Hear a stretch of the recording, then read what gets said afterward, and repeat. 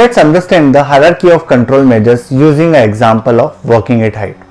So working at height having a potential to cause harm, where we need to bring down the risk level as low as reasonably practicable or to a acceptable limit level. When we are going to bring down the risk level, we need to see the likelihood of hazardous occurrence and severity of harm.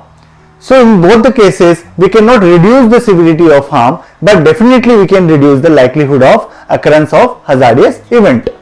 So when we are going to bring down the or reduce the likelihood of hazardous event, we need to look at what are the controls can be contributed in bringing down the likelihood of harm. So we need to see or look at the hierarchy of control measures by top effective control measure to the least effective control measure.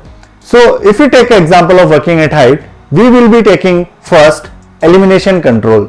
So working at height is an activity as well as a hazard both. So when we are considering hierarchy of control measures, when we are considering elimination, can we eliminate the hazard in this case? Can we eliminate the working at height? No. Simply we will be going towards the substitution.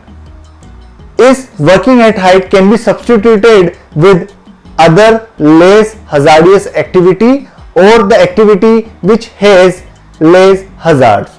So yes, working at height is being done on a scaffolding.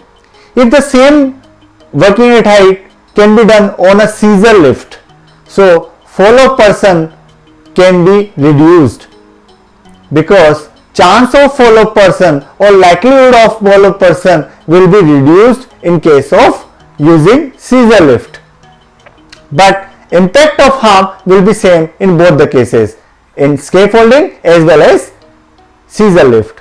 So in this case, by using a scissor lift, we have reduced the likelihood of fall of person in scissor lift case. So by using a substitution method, we have reduced the likelihood of harm in second case.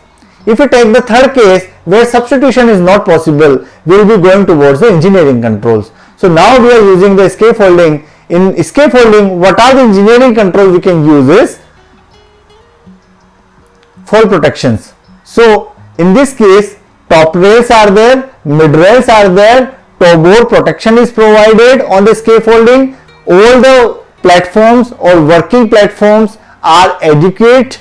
Perforated planks are provided with dog hook or dog ear hook kind of, and which has been locked properly. So these are the adequate engineering controls we have taken in scaffolding, by which we have reduced the likelihood of fall of person.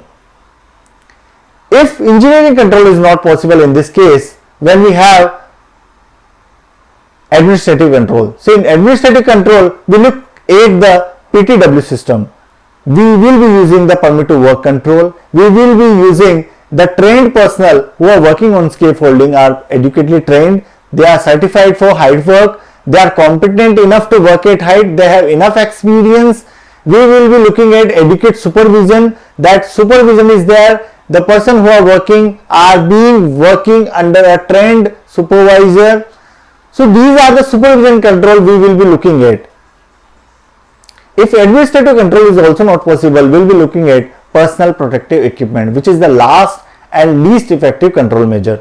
So in PPEs, we will be looking at safety helmet, that is the first, which is approved or which is IS 2925.